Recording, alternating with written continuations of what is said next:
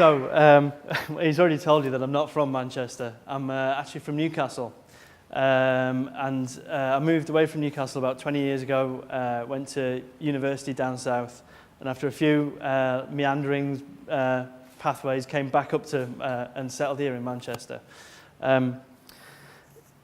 It took me a while to get used to the weather here. I mean, it's completely different now, but it's normally damp and drizzly. It's not like that in Newcastle. It's kind of a bit cold and windy, but it's definitely not as wet and damp as it is here. And the people are different as well. You've kind of ruined it a bit because now everyone's going to think I'm going to slate you. But Mancunians are kind of, they weigh you up before accepting you. It takes time to build relationships in Manchester. Not like Geordie, who kind of just, you know, they're slightly overbearing, very friendly, and you'll be drunk singing karaoke in half an hour when meeting them. But by the time I'd got used to the city, and by the time the people had accepted me, I thought it was brilliant. It's a very strong, vibrant, exciting place. Some might say that Manchester is a thing of the past, but I think the swagger lives on. And it lives on in the heart of the city. When you strip away all the new buildings and all the amazing nightlife, what is it that makes Manchester so special? Well, to me, it's the self-belief that allows a city to accept outsiders, people like me, people drawn to a city, drawn to it through its vibrancy and its excitement. And it was actually a girl who got me here. She was an outsider as well. She was a Scouser, of all people. We'd met in kind of 2001, and then we got married, but by 2008, there was grounds for divorce. And a bit like the world was mirroring my life as my marriage disintegrated, the financial crash kind of brought the world and the city to its knees. But out of flames, new structures can be built.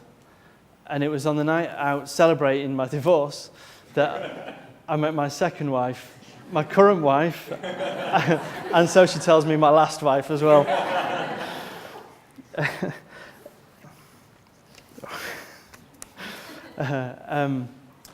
It took a few months, but very, very soon we were kind of going on a new path, and we set the right foundations, and we built a great relationship.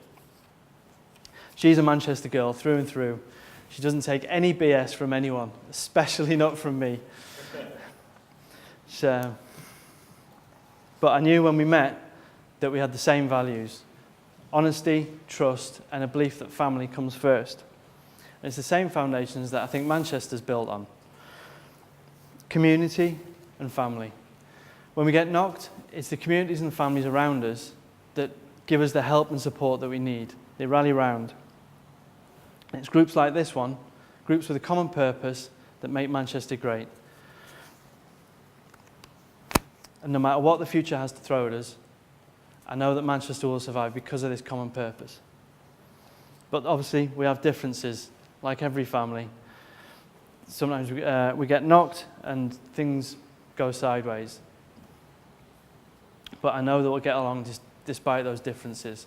The Manchester bomb last year proved that when we all came together and showed solidarity for one another, regardless of football or politics or religion, everyone came together. It's because Manchester is resilient. It can take the blows and the knocks, and it'll have to take the no's and the blows and the knocks.